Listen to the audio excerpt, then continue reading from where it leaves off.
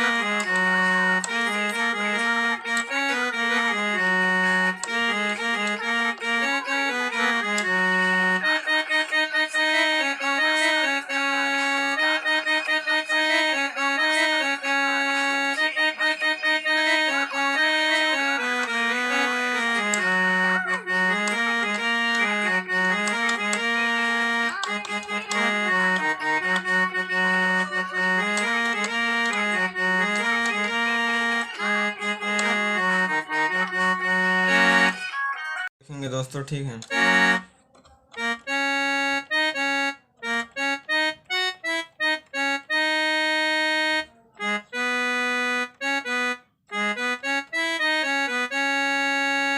एक बार और देख लीजिए।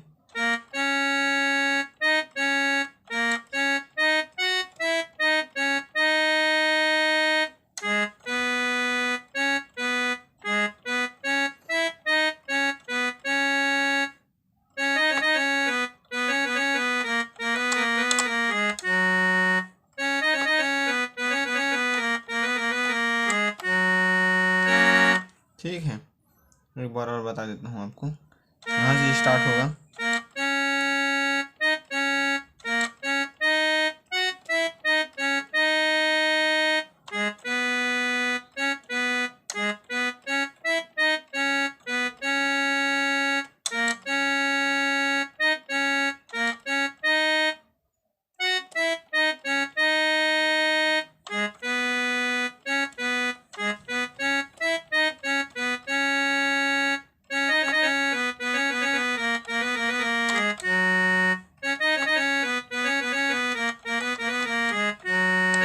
ठीक है, इसके बाद गाना यहाँ से।